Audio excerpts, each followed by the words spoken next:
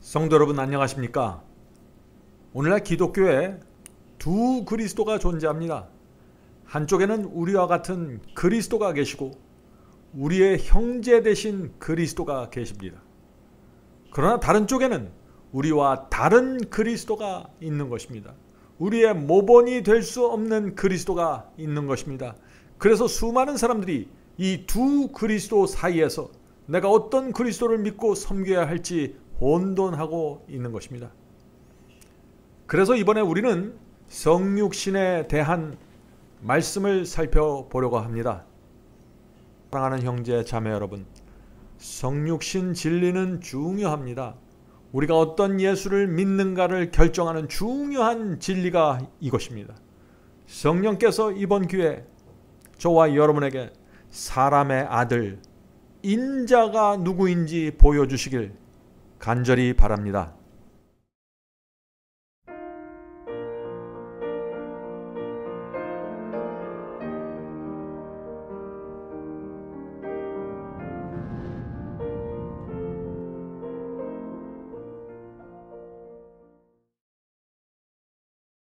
오늘 제목은 바울이 성육신 위에 복음을 세운 이유입니다. 복음을 설명하기 전에 바울이 이 그리스도께서 인간이 되셔서 인간의 몸으로 이 땅에 오셨다는 사실을 선포하고 들어가는 것입니다. 바울은 왜 이 성육신에 대한 가르침을 먼저 말하고 시작했을까요? 어떤 이유와 목적이 있을까요? 오늘 이런 질문에 대한 좀 대답을 좀 살펴보려고 하는 것입니다. 자, 우리가 지난 시간에 1절, 로마서 1장 1절을 보았죠? 로마서 1장 1절, 예수 그리스도의 종 바울은 사도로 부르심을 받아 하나님의 복음을 위하여 택정함을 입었으니. 자, 그래서 바울이 1절에서 나는 예수 그리스도께서 부르신 종이다 라는 것을 발표했습니다. 또 하나님의 복음을 위해서 선택받았다고 또 말씀했죠.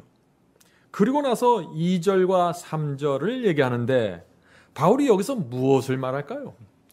제가 말씀드렸죠. 바울은 로마서를 쓰는데 철저하게 의도와 목적을 갖고 쓰고 있다고요.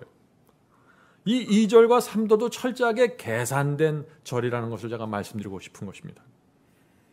두 가지를 말합니다. 2절과 3절에서 두 가지를 말하는데 첫째는 그리스도께서 취하신 몸, 그리스도의 육신은 다윗의 혈통이었다는 것입니다. 둘째는 그리스도께서 성령으로 무덤에서 부활하셨다는 것입니다. 이 두 번째는 우리가 충분히 이해할 수 있는 것입니다. 이 바울이 전한 복음은 부활의 복음이었기 때문에 그리스도께서 무덤에서 부활하셨다는 것을 신약 성경 여기저기서 강조하고 있으니까 우리가 이것은 충분히 이해할 수 있는데 이 첫 번째 그리스도께서 취하신 육신은 다윗의 혈통이었다 하는 이 말씀은 그렇게 우리가 쉽게 이해하기 어려운 말씀이죠.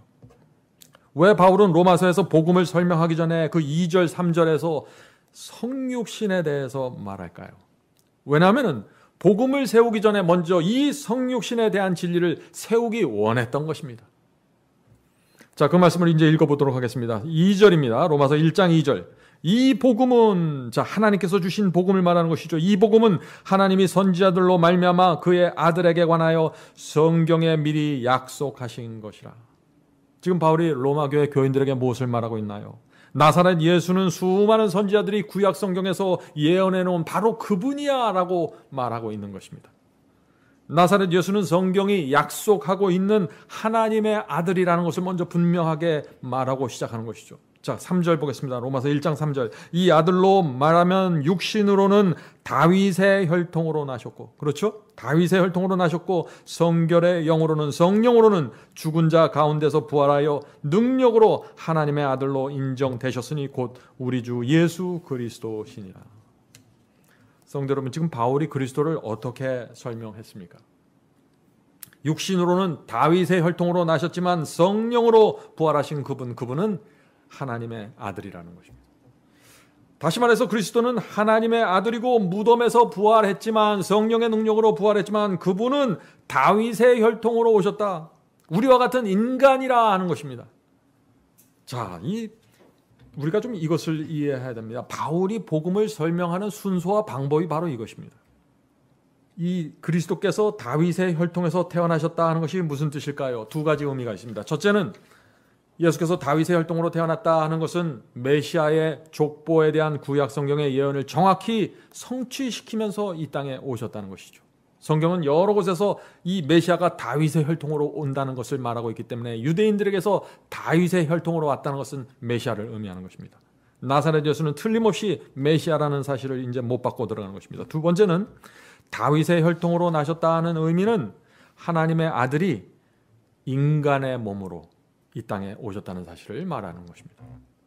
예수는 하나님의 아들이지만 동시에 그분은 사람의 유전자를 취하고 이 땅에 오셨다는 것입니다. 자, 우리가 생각을 해보죠. 아담과 하와가 창조되었을 때, 범죄하기 이전에 그들은 우리와 비교할 수 있었을까요? 우리와 비교할 수 없을 정도로 뛰어난 기능과 몸을 갖고 있었습니다. 그런데 예수께서 이 땅에 오셨을 때, 그리스도께서 이 땅에 오셨을 때는 언제입니까? 베들레헴에서 아기로 태어났을 때는 아담과 하와가 범죄한 이후 4,000년이 지났습니다. 그때 다윗의 족보로 이 땅에 오신 것입니다. 아주 연약한 몸으로 오신 것입니다. 성도 여러분, 이 그리스도께서 어떤 몸을 갖고 이 땅에 오셨다 하는 이 가르침은 복음의 중심에 박혀있는 진리입니다. 오늘 우리가 이것을 좀 살펴보려고 하는 것입니다. 이것을 정확하게 알면은 하나님의 사랑과 은혜가 얼마나 크고 깊은지 우리가 더 깊이 들여다볼 수 있게 되는 것입니다. 자, 왜 그럴까요? 왜 성육신의 진리가 하나님의 사랑과 은혜를 더 깊이 더 크게 우리에게 보여주는 진리일까요? 오늘 우리가 이 문제를 좀 살펴보려고 하는 것입니다. 그리스도께서 하늘에 계셨죠? 아담과 하와가 범죄한 이후 4,000년 동안 하늘에 계셨습니다. 그런데 때가 찹니다. 70주야 예언의 때가 차갑니다. 온 하늘은 아는 것입니다. 무엇을 할까요? 하나님의 아들 그리스도께서 이제 땅으로 내려가실 때가 되었구나 하는 거 아시는 것입니다. 이제 그리스도께서 마리아의 자궁 속으로 들어갈 때가 됐구나 아는 것입니다. 하늘을 떠날 때 그 하늘의 분위기가 어땠을까요? 여러분도 한번 상상해 보시기 바랍니다. 하나님과 모든 천사들이 성령께서 지구로 내려가서 한 여인의 자궁 속으로 들어가기 위해서 이 하늘을 떠나는 그리스도의 모습을 말이죠. 어떤 마음으로 배웅했을까요? 온 하늘은 알았습니다. 하나님의 아들이 이 땅에 오셔서 33년 반 동안 유대 광야의 먼지를 마셔야 됐고 배고픔과 바리새인들의 놀림과 무시를 받으면서 살아야 했다는 사실을 말이죠. 그것도 그 연약한 인간의 몸으로 받아내야 된다는 사실을 아는 것입니다. 그리고 결국에는 그리스도께서 발가 벗겨져서 십자가에 달려 피를 흘리고 죽어야만 인류의 구원의 길이 열린다는 사실을 하늘은 아는 것입니다. 하나님과 천사들이 성령께서 이 그리스도를 어떤 마음으로 이 땅에 보내셨을까요? 그리스도는 아담과 하와 범죄한 이후 4,000년이 지난 그 연약한 인간의 몸을 취하시고 이 땅에 사셔야 됐습니다. 그러면서도 단 하나의 죄를 범하면 안 되는 것입니다. 단 한 번이라도 사탄의 유혹과 시험에 쓰러지면 어떻게 될까요? 그 즉시 구세주의 자격을 잃어버리는 것입니다. 그것뿐만이 아닙니다. 하늘이 이 땅에 오는 순간부터 온 하늘의 천사들은 무엇을 벗을까요? 유대 땅에 집중되는 것입니다. 온 우주가 유대 땅에서 무엇이 일어나는지 지켜보는 것입니다. 단 한순간이라도 주님께서 사탄에게 굴복한다면 어떻게 될까요? 사탄이 승리하는 것입니다. 그렇게 되면 천사들은 하나님은 완전하다고 했는데 어떻게 사탄이 그리스도를 누르고 승리할 수 있을까? 어떻게 그리스도께서 사탄에게 굴복할 수 있을까? 이상하게 생각할 것입니다. 하나님의 완전하심과 권위가 의심을 받게 되는 것입니다. 우주의 질서는 깨어지게 되는 것입니다. 성도 여러분, 그리스도께서 감당하신 그 위험을 이해하셔야 됩니다. 엄청난 위험을 감수하고 이 땅에 오셨다는 것입니다. 예수께서 인간의 몸을 취하신 상태는 죄를 전혀 범할 수 없는 상태가 아닙니다. 죄를 범할 가능성이 없는 그런 상태로 오신 것이 아닙니다. 그러나 그런 상태로 자원해서 들어간 것입니다. 왜 그랬을까요? 그리스도께서 엄청난 위험을 감수하고 이 땅에 오셨다는 이 사실이 우리 마음에 새겨지면은 그때 우리는 전혀 다른 각도에서 하나님의 사랑과 은혜와 그분의 희생을 바라보게 되는 것입니다. 왜 하나님의 아들이 그런 위험을 감수해야만 했을까요? 그렇게 감수했던 이유와 목적이 있을 거 아니에요. 오늘 우리가 좀 그것을 살펴보려고 하는 것입니다. 왜 그렇게 하지 않으면 안 되었던 이유. 히브리서는 그리스도의 성육신을 이렇게 설명합니다. 이 성경절이 그리스도의 성육신을 설명하는 가장 정확한 성경절 중에 하나입니다. 여러분들 이 성경절 좀 마음에 외워두시길 제가 부탁드립니다. 히브리서 4장 15절입니다. 히브리서 4장 15절. 우리에게 있는 대제사장은 그리스도를 말하는 거죠. 우리에게 있는 대제사장은 우리의 연약함을 체휼하지 아니하는 자가 아니요 모든 일에 우리와 한결같이 시험을 받은 자로 돼 죄는 없으시니라. 한 문장으로 그리스도의 성육신을 이렇게 단순하고 명백하게 말씀할 수 있을까요? 그리스도는 우리의 연약함을 정확하게 체험하셨다고 했습니다. 모든 일에 우리와 똑같이 시험을 받았다고 했습니다. 그러면서도 단 하나의 죄도 범하지 않음으로써 구세주의 권위를 확보하신 것입니다. 만일 예수께서 죄를 범하면 어떻게 될까요? 우리는 이 우주 속에서 또 다른 대속주를 찾을 수 없는 것입니다. 그것으로 끝나는 것입니다. 왜냐하면 천사와 같은 피조물들은 인류의 죄에 대한 대속제물이 될 수 없습니다. 오직 창조주의 죽음만이, 창조주의 희생만이 죄의 삭슨 사망이라는 하늘의 법, 율법의 요구를 만족시킬 수 있기 때문이죠. 성도 여러분 한번 생각해 보세요. 사탄과 악령들은 어땠을까요? 이제 때가 차 가는데 그리스도께서 하늘을 떠나서 이 땅에 그 구약 성경의 예언대로 이 땅에 오실 것을 알고 준비하고 있었을까요? 당연히 그랬겠죠. 하나님의 아들이 연약한 인간의 몸으로 오실 것을 알았을까요? 당연히 알았을 것입니다. 그것이 하나님과 사탄 사이에 벌어지는 전쟁의 중요한 이슈이기 때문에 모를 수가 없는 것이죠. 이 하나님의 아들이 아기가 돼서 마리아의 몸에서 나온다는 것은 사탄에게는 최고의 기회가 되는 것입니다. 그렇지 않겠습니까? 예수께서 이 땅에 계시는 그 33년 반 동안 총공격을 할 수 있는 시간과 기회가 사탄에게 주어지는 것입니다. 이런 엄청난 위험을 갖고 예수께서 이 땅에 오셔야 됐던 이유가 도대체 무엇일까요? 저와 여러분을 구원하기 위해서는 그 방법밖에 없는 것입니다. 다른 방법이 없는 것이에요. 만일 예수께서 단 하나의 죄라도 범하면 지구를 구할 수 있는 구세주는 영원히 사라지게 되는 것입니다. 그러면 어떻게 되는 것일까요? 예수 그리스도의 재림도 없는 것입니다. 의인의 부활도 없는 것이에요. 사탄은 지구를 영원한 자기의 것으로 만들게 되는 것입니다. 그러므로 하나님의 아들이 이 땅에 오셨을 때 온 우주의 눈들은 유대 땅으로 집중될 수밖에 없었던 것이죠. 그래서 이 사탄이 아기 예수가 태어나는 순간부터 무서운 공격을 시작했던 것입니다. 여러분들 그 이야기를 잘 아시죠? 베들레헴에 있던 2살 이하의 남자애를 모두 죽이라는 명령이 내려진 이유가 바로 여기에 있는 것입니다. 자, 그런데 우리는 여기서 좀 중요한 질문을 좀 생각해 보아야 합니다.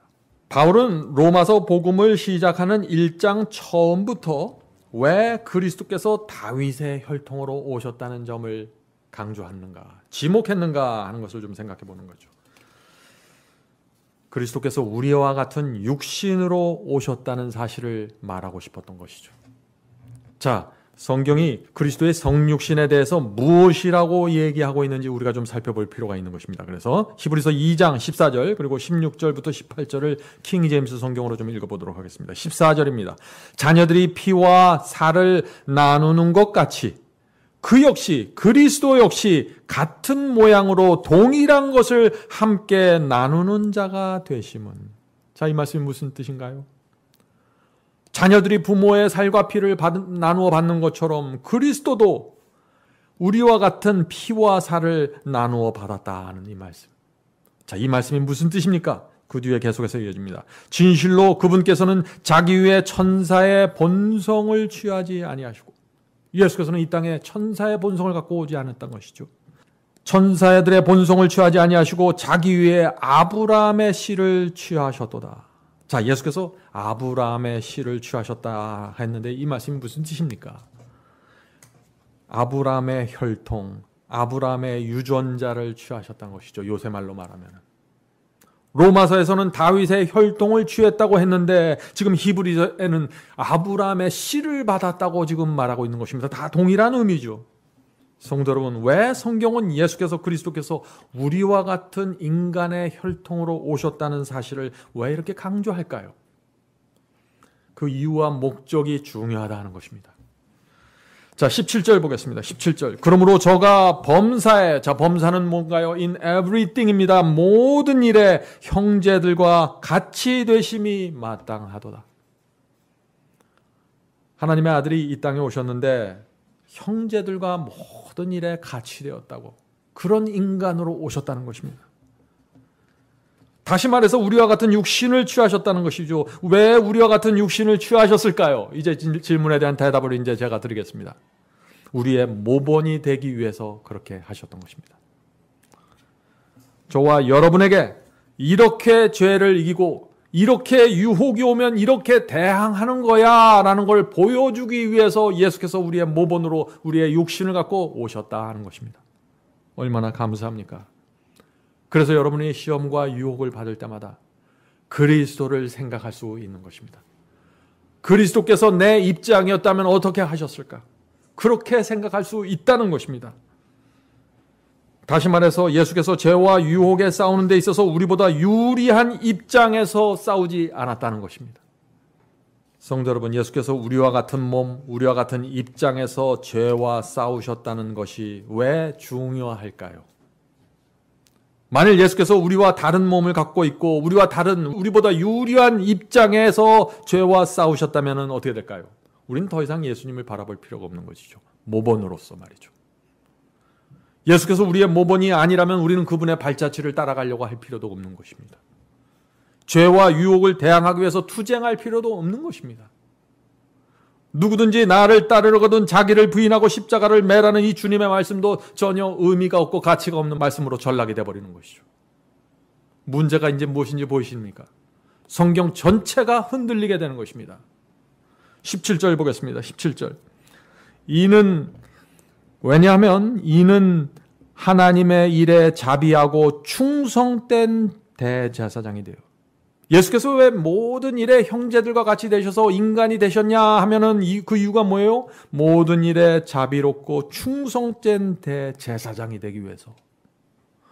첫 번째는 뭐예요? 모본이 되기 위해서 그러셨는데, 두 번째는 뭐예요? 대제사장이 되기 위해서 인간이 되셨다 하는 것입니다. 충성된 대제사장이 되어 백성의 죄를 구속하려 하십니다. 충성스러운 대제사장 말이죠. 그냥 대제사장이 아니라 충성스러운 대제사장. 자, 충성스럽다는 것이 뭔가요? 흔들리지 않는다는 것입니다.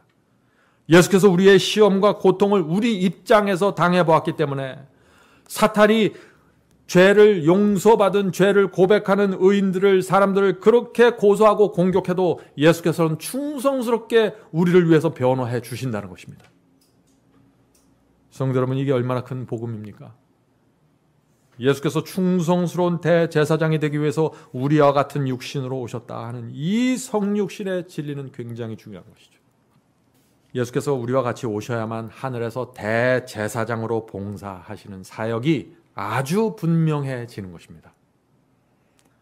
자, 하늘 대제사장의 사역이 무엇일까요? 우리가 죄를 고백하는 기도를 드리죠. 우리의 기도가 하늘로 올라갑니다. 하늘 성소에서 대제사장으로 사역하시는 그리스도께 전해집니다. 죄를 중보하고 시험받는 자를 도와주는 그리스도께 전달됩니다. 충성스러운 대제사장이 우리의 기도를 받으시고 하늘 아버지 앞에 나가 당신의 피를 보이면서 주여, 제가 이 땅에서 당했던 그 고통 그대로 지금 이 영혼이 당하고 있습니다. 주여, 이 죄인이 죄를 고백하고 죄 사함을 원하오니 받아주시옵소서. 그 변호사의 호소가 하늘 재판장의 마음을 흔들 수 있을까요? 흔들 수 있는 것입니다. 우리와 같은 몸을 취하셨고 경험하셨기 때문에 우리를 도와주는 대제사장의 중보를 할 수 있다는 것입니다. 자, 그래서 18절이 이렇게 되는 것입니다. 18절, 자기가 시험을 받아 고난당하셨은즉 즉 시험받은 자들을 능히 도우시느니라. 얼마나 분명합니까? 예수께서 시험을 받아 고난당했기 때문에 시험받는 우리들을 능히 도와주실 수 있다는 것이죠. 내가 너를 알지. 그때 이런 느낌을 가졌지. 그때 이런 고뇌를 했었지 내가. 그래서 네가 이런 기도를 드리는지 내가 알고 있지. 그래서 예수께서 우리가 기도하기도 전에 우리의 마음을 아신다는 것입니다. 자, 히브리서 4장에서도 우리 히브리서 2장을 봤죠. 히브리서 4장에서도 그리스도의 성육신과 제사장의 직분을 연결시켜서 말하고 있습니다. 히브리서 4장 15절입니다. 히브리서 4장 15절. 우리에게 있는 대제사장은 우리의 연약함을 동정하지 아니하는 자가 아니요 모든 점에서 우리와 마찬가지로 시험을 받았지만 얼마나 분명한가요? 모든 점에서 우리처럼 시험과 유혹을 받았다. 바로 이것이 그리스도께서 우리와 같은 입장에서, 우리와 같은 고지에서, 우리와 같은 위치에서 죄와 싸우셨다는 뜻입니다. 자, 계속해서 읽어보죠. 우리와 마찬가지로 시험을 받으셨지만 죄는 없으신 분이요. 자, 여기가 바로 예수와 우리와 다른 점입니다. 우리 모두는 죄를 범했습니다. 그러나 예수께서는 우리와 같은 몸을 취하셨지만 단 하나의 죄도 범하지 않음으로써 구세주가 된 것이죠. 이것은 우리와 구세주가 전혀 다른 입장에 있는 것입니다. 죄를 범한 자와 단 하나의 죄도 범하지 않은 자의 차이 말이죠. 자, 계속해서 읽어보죠. 그러므로 우리가 긍휼하심을 받고 때를 따라 돕는 은혜를 얻기 위하여 은혜의 보좌에 담대히 나아갈 것이니라. 왜 우리가 은혜의 보좌에 담대히 나갈 수 있다고 했습니까? 그 이유가 어디에 있다고 했어요? 그리스도께서 우리의 연약함을 체휼했기 때문에. 그래서 우리가 주 앞에 나가 고백할 때마다, 죄를 고백할 때마다 우리를 불쌍히 여겨주시는 것입니다. 예수께서도 이 사탄의 공격 때문에, 시험과 유혹 때문에, 바리새인들의 공격 때문에 밤마다 나가서 울면서 기도했던 장면을 우리가 알 수 있지 않습니까? 주께서는 우리와 같은 입장에서 죄를 마주보고 사셨기 때문에 우리가 어떤 고민, 어떤 시험 당하는지 아신다 하는 것입니다. 성도 여러분, 예수께서도 우리와 같은 육신을 갖고 이 세상에 살면서 우리와 같은 시험과 유혹을 받았다 하는 이것이 우리에게 얼마나 큰 위로가 됩니까? 우리가 사탄의 공격을 받을 때 얼마나 힘든지 안다는 것입니다. 그래서 시험과 유혹을 받을 때마다 담대히 우리가 주 앞에 나가, 중보자 앞에 나가 도와달라고 간구할 수 있는 것입니다. 은혜를 주십시오. 능력을 주십시오. 2000년 전에 주께서 받으셨던 그 파워가 필요합니다. 이렇게 기도할 수 있는 것입니다. 성도 여러분, 바로 여기에 오늘날 기독교가 놓치고 있는 복음의 능력이 있다는 것입니다. 이것을 놓쳐버렸어요. 예수께서 우리의 모본이 되신다는 이 진리가 무너지면서 성도의 승리가 사라졌습니다. 강조점이 사라졌어요. 죄인의 기도를 자비와 불쌍히 여기심으로 받는다는 그 하늘 대제사장의 마음과 동정과 은혜가 사라져버리고 말았습니다. 그래서 십자가에서 구원이 다 이루었다. 십자가만 믿으면 그냥 구원받는 것이다. 한번 회개하고 구원받으면 더 이상 흔들리지 않는다. 이런 이상한 복음들이 기독교 안으로 쏟아져 들어오게 된 것이죠. 성도 여러분, 그리스도의 성육신의 이 진리가 얼마나 중요한 가치를 갖고 있는지 여러분들 보이십니까? 제가 한 말씀을 좀 읽어드리겠습니다. Life of Jesus 49페이지입니다. Life of Jesus 49페이지.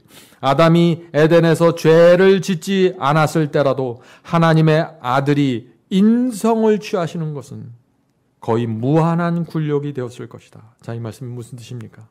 예수께서 아담이 범죄하기 이전에, 그러니까 하나님께서 창조하셨을 그런 순결한 인성과 죄의 영향이 전혀 없는 몸을 취하셨다고 할지라도 하나님의 아들이 인간으로 나타나는 것은, 인간으로 태어난다는 것은 무한한 굴욕이 되었을 것이다 하는 얘기죠.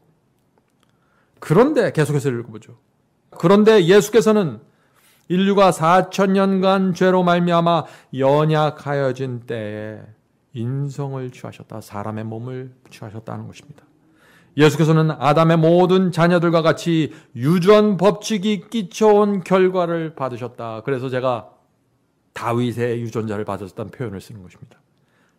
모든 자녀들과 같이 유전 법칙이 끼쳐온 결과를 받으셨다. 이러한 결과가 어떠하였는지는 예수의 육신의 조상들의 역사 가운데 드러나 있다. 그는 이러한 유전을 지니고 우리의 슬픔과 시험을 당하시고 우리에게 죄 없는 생애의 모본을 보여주시기 위하여 오셨다. 얼마나 분명한 말씀입니까? 오늘날 기독교에 이 가르침이 사라졌다는 것이에요. 그래서 교회가 부패하고 무너지게 된 것입니다. 성육신의 진리의 초점이 어디에 맞춰 있습니까? 오늘날 기독교에서 많이들 성육신에 대해서 말하죠. 그러나 성육신의 가르침이 중요한 이유와 그 초점이 지금 성경이 무엇을 말하고 있나요? 우리의 모본이라는 데 맞춰져 있는 것입니다. 오늘날 기독교에서 그리스도께서 우리의 분명한 모본이 되신다는 것을 제시하지 못하고 있는 것입니다. 강조하지 않는 것입니다. 그래서 예수는 저 하늘 멀리 있는 분이고 나는 이 땅에서 고생하면서 죄를 범하면서 죄를 물 마시듯이 마시면서 살아갈 수밖에 없는 그런 복음이 오늘날 기독교를 점령하고 있다는 것입니다. 오늘날 기독교 전체가 이렇게 믿고 있죠. 그리스도는 우리와 다르므로 그분은 승리할 수 있었지만 우리는 승리할 수 없다. 여러분도 이런 이야기 많이 들어보셨을 것입니다. 그래서 오늘날 기독교가 또 이렇게 얘기하는 것입니다. 인간은 하나님의 말씀에 순종할 수 없고 죄를 이길 수 없기 때문에 믿음으로만, 은혜로만 구원받을 수밖에 없는 것이다. 이런 가르침이 기독교를 뒤덮고 있는 것이죠. 결국 사탄은 교회 안에서 성공한 것입니다. 주께서 걸어가신 그 좁은 길을 걸어가라는 그리스도의 복음을 사라지게 만드는 데 성공했기 때문이죠. 예수께서 우리의 모본이 되지 못한다 그러면 주께서 가신 길 우리 갈 수 없어요. 나를 따라오라고 말씀하실 수도 없는 것입니다. 성도 여러분, 이 성육신의 진리가 중요한 또 하나의 이유가 있습니다. 자, 그것이 무엇일까요? 그것은 이 성육신에 대한 가르침은 마귀의 입을 완전히 막아버릴 수 있는 진리입니다. 무엇이요? 이 성육신의 진리는 마귀의 입을 완전히 막아버릴 수 있는 진리입니다. 자, 히브리서 2장 14절 보겠습니다. 히브리서 2장 14절입니다. 자녀들은 혈육에 함께 속하였음에 그도 그리스도도 또한 한 모양으로 혈육에 함께 속하심은, 자, 무슨 말인가요? 그리스도께서 우리와 같은 혈육을 가진 이유가 무엇인가 하는 얘기죠. 혈육에 함께 속하심은 사망으로 말미암아 사망의 세력을 잡은 자 곧 마귀를 없이 하시며. 이 말씀이 무슨 뜻입니까? 예수께서 우리와 같은 육신으로 오신 이유가 뭐예요? 마귀를 없이 하기 위해서, 마귀를 멸망시키기 위해서 오셨다는 것입니다. 이 말씀이 무슨 뜻일까요? 성육신이 왜 마귀를 없앨 수 있을까요? 마귀는 처음부터 피조물은 하나님의 말씀과 법을 지킬 수 없다고 주장했습니다.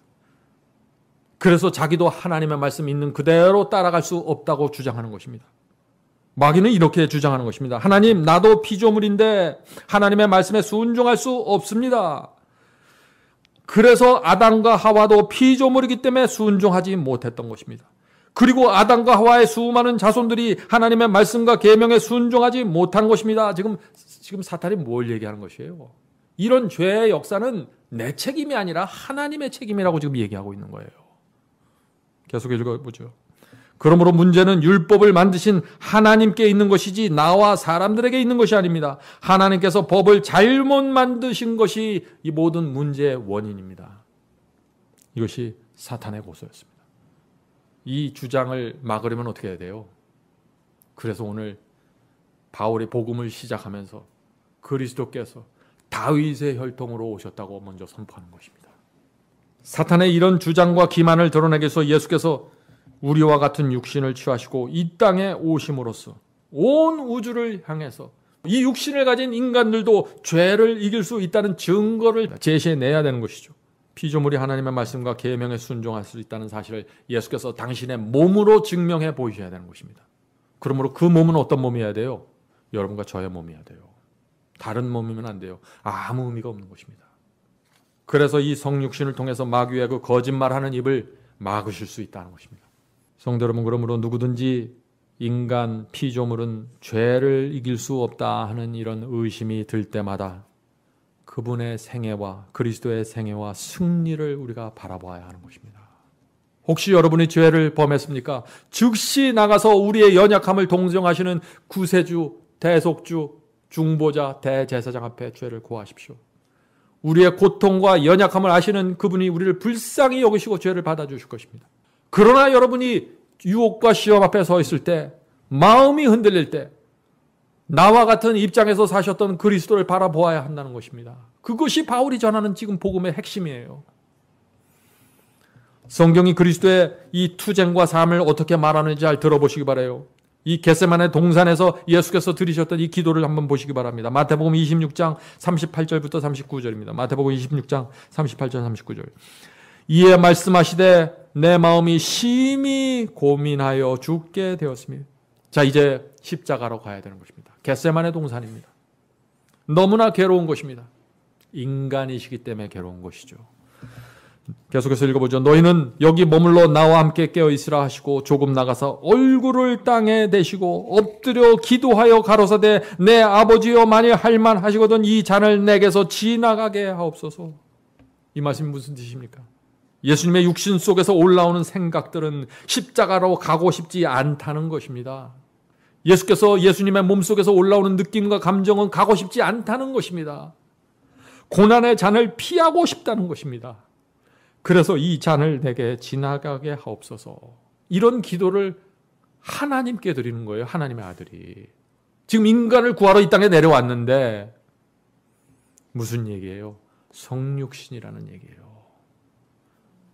계속해서 읽어보죠. 이 잔을 내게서 지나가게 하옵소서. 그러나 나의 원대로 마옵시고 아버지의 원대로 하옵소서 하시고. 성도 여러분, 이것이 그리스도의 믿음입니다. 모본을 보여주시는 것입니다. 겟세마네 동산에서 그리스도의 육신 속에서 올라오는 욕망이 무엇이라고 했습니까? 두려움입니다. 이것을 피하고 싶다는 소원이었습니다. 그런데 그 예수께서 육신의 생각을 부인하고 육신에서 올라오는 느낌을 부인하고 내 몸을 쳐서 복종시키고 하늘 아버지의 뜻대로 해달라고 기도했던 것입니다. 바로 여기에 우리가 가야 될 신앙의 모본이 있다는 것입니다. 이것이 바울의 복음이에요. 자, 히브리서 5장 7절부터 10절을 보겠습니다. 예수께서 어떤 생애를 사셨는지 잘 보세요. 히브리서 5장 7절부터 10절. 그는 그리스도죠.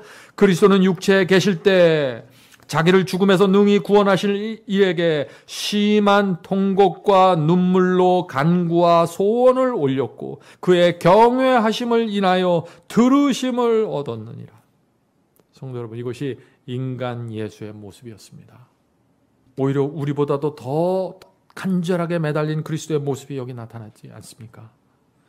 예수께서 심한 통곡과 눈물로 기도하셨고 소원을 아뢰셨다는 이 말씀 속에 바로 그리스도의 사랑과 희생이 담겨져 있는 것입니다.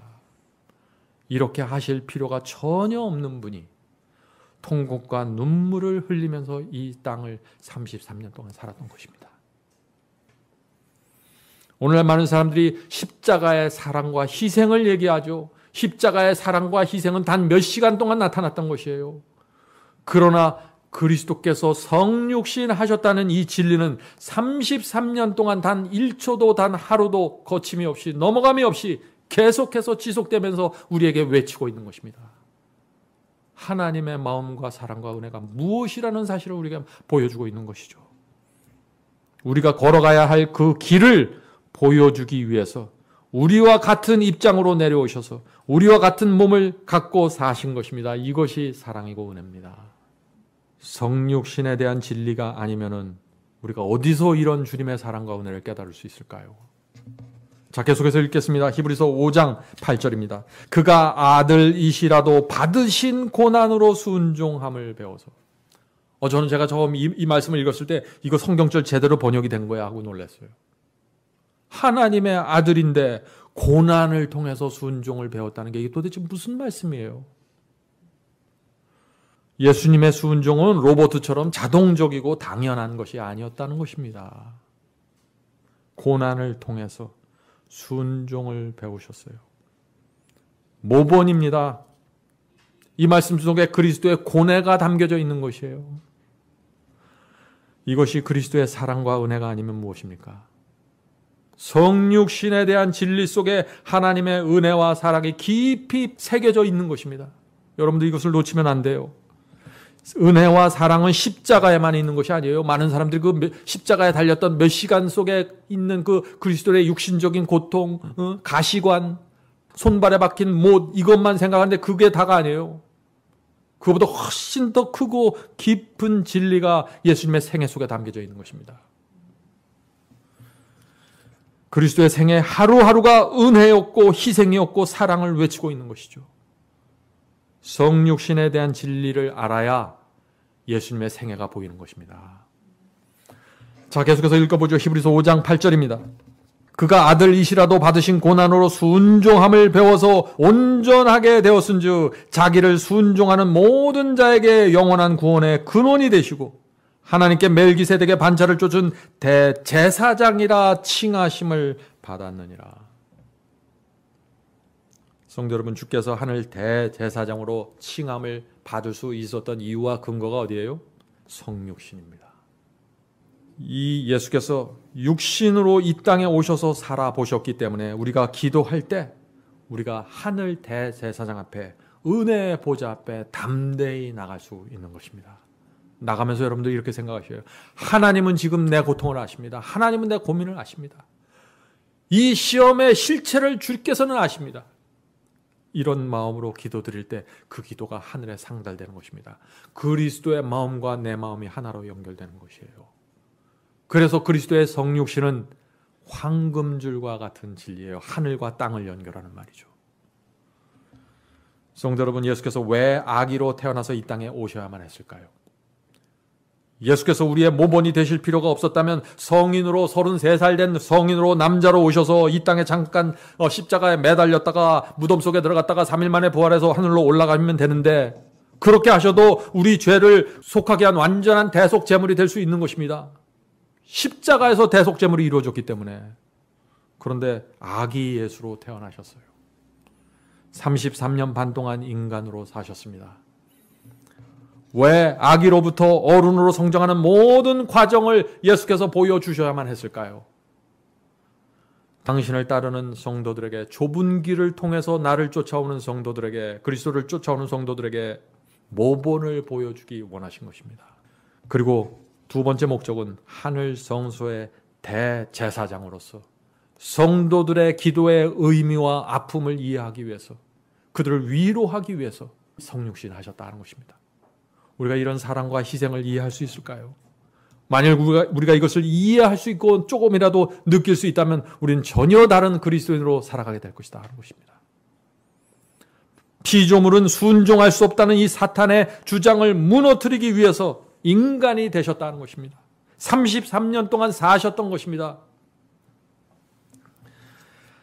로마서 1장에서 바울은 그리스도께서 다윗의 혈통으로 오셨다고 했죠. 그런데 갈라디아에서는 그 표현을 조금 더 구체적으로 합니다. 자, 갈라디아 4장 4절부터 5절입니다. 갈라디아 4장 4절 5절입니다. 때가 차매. 자, 이게 어떤 때가 찼다는 것이죠? 메시아가 예언의 때에 맞추어서 이 땅에 오셨다는 그 때가 찼다는 것입니다. 예언의 때가 찼다는 것이죠. 때가 차매 하나님이 그 아들을 보내사 여자에게, 마리아에게 나게 하시고, 율법 아래 나게 하신 것은 율법 아래 있는 자들을 속량하시고 우리로 이 아들의 명분을 얻게 하려 하심이니라. 얼마나 분명합니까? 바울은 예수께서 율법 아래 태어나신 이유가 무엇이라고 했나요? 율법 아래 태어난 저와 여러분같이 소망 없이 태어나는 수많은 사람들을 돕고 구원하기 위해서 스스로 율법 아래로 들어오셔서 율법 아래로 태어나셔서 마리아의 몸을 통해서 오셨다는 것입니다. 얼마나 분명한가요? 성도 여러분, 하나님의 사랑과 은혜가 보이십니까? 성육신은 단순한 교리가 아니에요. 이 성육신 속에는 하나님의 마음 전체가 담겨져 있는 것입니다. 하나님과 사탄 사이에서 벌어지는 그 전쟁의, 우주 전쟁의 실체가 여기 담겨져 있는 것이에요. 그것을 보고 느껴야만 우리의 생애가 변화가 되는 것입니다. 그리스도께서 우리와 같은 육신을 가지셨다는 이 진리보다 더 위대한 사랑과 은혜를 우리가 찾을 수 있을까요? 자, 바울이 예수께서 율법 아래 태어났다고 했는데, 율법 아래 태어났다. 이 율법 아래라는 상태가 어떤 상태입니까? 스스로 율법을 지킬 수 없는 상태라는 것이에요. 내 노력과 내 의지로는 율법을 지킬 수 없는 상태가 율법 아래 태어나는 상태입니다. 기도해서 반드시 성령의 은혜를 받아야만 죄를 이길 수 있는 상태예요. 그것이 율법 아래 있는 상태입니다. 성령을 받아야만 유혹을 물리칠 수 있는 상태예요. 그것이 율법 아래입니다. 그래서 예수께서 이 땅에 오셔서 죽은 자를 살린 것도 예수님 자신의 능력이 아니라 성령의 능력이었고, 무리를 걸으셨던 것도 예수님 스스로의 능력이 아니라 성령의 능력이었고, 문둥병자를 고쳤던 것도 예수님의 스스로의 능력이 아니라 하늘의 능력을 받아서 했던 것입니다. 그래서 예수님의 제자들과 초대교회 성도들이 다락방에서 오순절 성령을 받았을 때 어떤 이적들이 생기기 시작했나요? 예수께서 이 땅에서 했던 모든 이적들이 그들에게 나타났던 것입니다. 방언뿐만이 아니죠. 죽은 자를 살렸어요, 사도들이. 안진뱅이를 일으켰습니다. 예수께서 이 땅에서 행했던 모든 기적이 그들에게 정확하게 임했던 것입니다. 왜 그럴까요?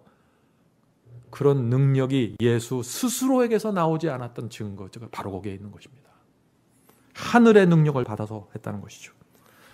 성도 여러분, 놀라운 사실은 이 그리스도의 성육신 진리가 바로 영을 분별하는 기준이라고 성경은 말하고 있다는 사실입니다. 이거 얼마나 충격적인 이야기인지 모르겠어요. 요한일서 4장 2절 보겠습니다. 요한일서 4장 2절. 하나님의 영은 이것으로 알지니 곧 예수께서 육체로 오신 것을 시인하는 영마다 하나님께 속한 것이요. 여러분은 예수께서 육체로 오셨다는 것을 시인하십니까? 그렇다면 여러분은 하나님께 속한 것입니다. 계속해서 읽어보죠. 예수를 시인하지 아니하는 영마다, 예수의 성육신을 시인하지 하는 영마다 하나님께 속한 것이 아니니 이것이 곧 적그리스도의 영이라. 성도 여러분, 예수께서 성육신 하셨다는 말만 해갖고 되는 게 아니에요. 그 성육신의 실체가 무엇인지를 정확하게 파헤치셔야지. 그 성육신의 실체가 히브리서에서 말하는, 로마서 1장에서 말하는 바로 그 말씀과 정확하게 일치해야 된다는 것이에요.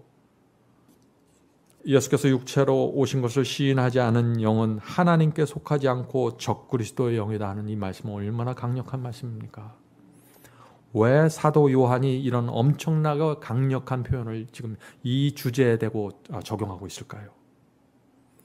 왜냐하면 예수께서 우리와 같은 육신을 취하지 않으셨다고 누군가 가르치면은 그 사람은 그리스도를 인류와 상관없는 분으로 만드는 사람이기 때문에 그런 것입니다.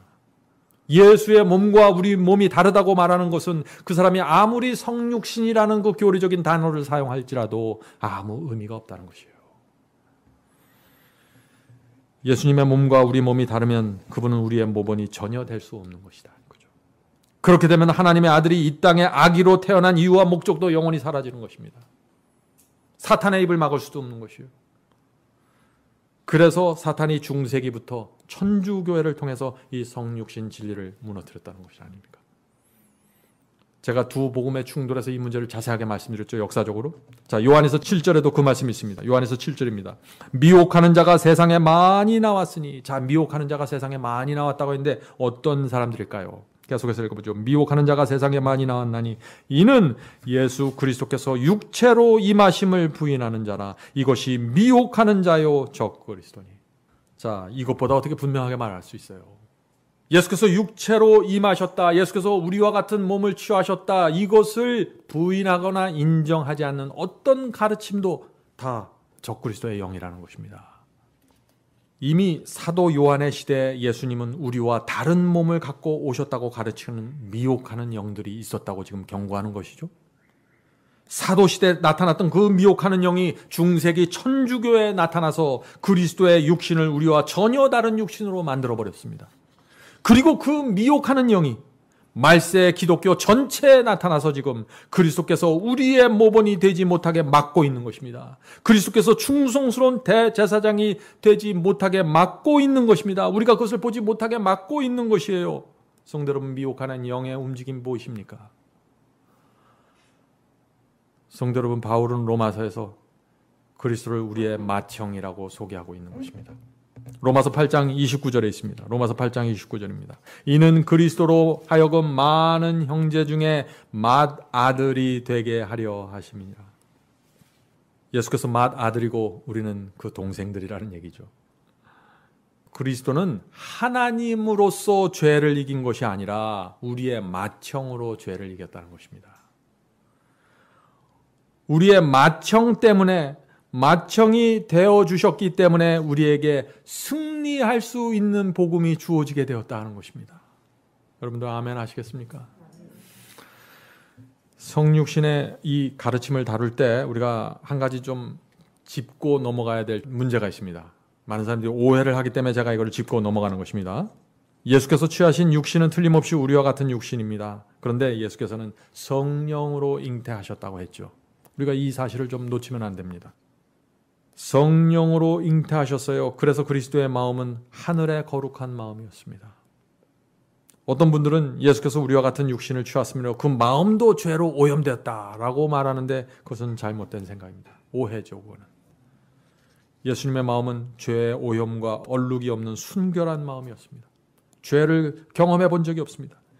또 예수님은 죄를 한 번도 범한 적이 없지만은 우리 마음에는 죄를 범한 많은 자국들이 남아 있는 것이죠. 그것이 예수님과 우리의 차이라고 말하면 되는 것입니다. 그래서 성경은 이 차이를 극복하기 위해서 한 가지 방법을 제시하고 있는데 그것이 뭐예요? 그것이 거듭남입니다. 새 마음을 받으라는 것입니다. 빌립보서 2장 5절에 있죠. 너희 안에 이 마음을 품으라. 이는 그리스도 예수의 마음이니. 성도 여러분, 예수께서 성령으로 잉태하신 것처럼 육신을 가진 우리도 성령으로 다시 태어나야만 예수께서 걸으셨던 그 길을 따라갈 수 있다는 것입니다. 얼마나 분명합니까? 그리스도는 모든 사람의 모본이 되는 것은 아닙니다. 그래서 바리새인의 모본이 아니에요. 그리스도는 거듭난 자의 모본입니다. 예수 마음을 받은 자의 모본입니다. 몸과 마음과 생애를 하나님께 드린 자들의 모본이 되는 것입니다. 개신교의 저명한 신학자인 필립 샤프는 이 그리스도의 성육신에 대해서 아주 핵심을 찌르는 말씀을 남겨놨습니다. 자, 잘 들어보시기 바랍니다. 이런 얘기입니다. 그리스도께서 결코 죄를 범할 수 없는 상태로 태어났다면 그리스도는 참 인간이 아니고 우리가 따라가야 할 모본이 될 수 없다. 그렇죠? 정확하죠? 그렇게 될 경우에 그리스도께서 받은 시험들은 연극이 된다. 얼마나 분명한 말씀인가요? 예수께서 우리와 같은 인간이 아니었다면 모든 것은 연극이 되고 만다는 것입니다. 그리스도의 몸과 우리의 몸이 다르다면, 그리스도의 두뇌와 우리의 두뇌가 다르다면, 그리스도의 생애도 십자가의 희생도 모든 것이 그냥 삼류 드라마가 되어버린다는 것입니다. 얼마나 통찰력 있는 말씀인지 모르겠습니다. 자, 끝으로 제가 한 말씀을 읽고 마치도록 하겠습니다. Our High Calling 48페이지에 있는 말씀입니다. Our High Calling 48페이지. 그리스도께서 이기고 순종하신 것은 인간으로서 이기고 순종하신 것이다. 여러분들 제가 말씀을 읽을 때 잘 명상해 보시기 바랍니다. 그리스도께서 이기고 순종하신 것은 인간으로서 이기고 순종하신 것이다. 주님의 성육신에 대한 잘못된 견해 때문에 많은 문제가 일어나고 있다. 그리스도께서는 우리가 사용할 수 없는 능력을 갖고 사탄과 싸우신 것이 아니다. 인간은 성령의 능력 없이는 사탄의 시험을 이길 수 없다. 예수 그리스도도 우리와 같은 입장이셨다. 그리스도는 거룩한 능력을 붙잡을 수 있었다. 그리스도께서는 열등한 하나님으로 이 땅에 오신 것이 아니라 사람이 되셔서 하나님의 거룩한 말씀에 순종하기 위해 오셨다. 이렇게 되어야만 그리스도께서 우리의 모본이 되실 수 있다. 그리스도는 인간이 위기의 상황에서 믿음을 통해서 무엇을 할 수 있는지 보여주기 위해서 이 세상에 오셨다. 인간은 믿음을 통하여 거룩한 성품에 참여하는 자가 되며 우리를 애워싼 모든 시험을 이길 수 있다. 자, 베드로서 1장 4절의 말씀입니다. 이로써 그 보배롭고 지극히 큰 약속을 우리에게 주사 이 약속으로 말미암아 너희로 정욕을 인하여 세상에서 썩어질 것을 피하여 신의 성품에 참여하는 자가 되게 하려 하셨으니. 세상의 구주 예수께서는 인간이 하나님의 계명을 지킬 수 있는 동일한 방법으로만 하나님의 계명을 지킬 수 있으셨다. 하나님의 아들의 성육신은 우리에게 모든 것이 된다. 그것은 우리의 영혼을 하나님께 붙들어 매는 황금줄이다. 얼마나 감동적인 말씀입니까? 성경을 꿰뚫어보는 하나의 아름다운 문장 아닙니까? 성도 여러분, 바울은 로마서를 쓰기 전에 먼저 그리스도께서 다윗의 혈통으로 오셔서 승리하셨다는 것을 먼저 딱 제시하고 들어가는 것입니다. 이것이 바울이 복음을 전하는 순서이고 방법이라는 것을 우리가 잊지 말아야 됩니다. 왜 바울이 그렇게 복음을 전했을까 하는 그 이유를 우리가 오늘 살펴본 것이죠. 그리스도께서 우리의 모본이 되신다는 이 진리가 우리의 마음에 새겨진다면 저와 여러분의 신앙에 놀라운 혁명이 생기게 될 것입니다. 하늘의 능력과 연결된 그리스도인으로 살아가게 될 것입니다. 성령께서 부디 이 성육신의 진리에 새겨져 있는 하나님의 은혜와 사랑을 깊이 들여다볼 수 있게 해주길 제가 간절히 바랍니다. 하늘에 계신 저희들의 아버지, 저희가 주님을 따라갈 수 있다는 희망을 보여주셔서 감사합니다. 그리스도의 성육신의 진리 때문에 저희가 그것을 볼 수 있게 되었습니다. 감사합니다. 성육신의 진리가 우리의 눈을 뜨게 해서 하늘에서 내려오는 새로운 빛을 볼 수 있도록 도와주시옵소서. 인간 되신 예수께서 이 땅에서 당하신 고통들, 배고픔 고통, 외로운 고통, 십자가에 달린 희생과 사랑, 그 모든 것이 이 성육신의 가르침을 통해서 저에게 분명하게 다가오고 세워지게 되었습니다. 하나님의 사랑과 희생이 진짜였다는 것을 저희가 알 수 있게 도와주셔서 감사합니다. 저에게 성령을 보내주셔서 오늘 배운 이 복음의 기둥이 저의 마음에 세워질 수 있도록 도와주시옵소서. 더 이상 죄를 이길 수 없다는 이 기독교회 속에 떠도는 허망한 가르침들 속에 미혹되지 않도록 하여 주시고, 넓은 길을 걸으면서도 구원받을 수 있던 그 헛된 기대에서 저희가 이제 벗어날 수 있도록 도와주시옵소서. 그리스도께서 이 땅에 아기가 되셔서 오셨던 그 사실이 우리가 이 기독교회가 가지고 있는 헛된 복음을 꿰뚫어 보는 빛이 되게 도와주시옵소서. 저희가 겸비한 심령으로 주 앞에 나가오니 진리를 가르쳐 주시고 보여주셔서 저희의 신앙 안에 새로운 혁명이 일어날 수 있도록 도와주시옵소서. 예수님의 이름으로 간절히 기도드립니다. 아멘.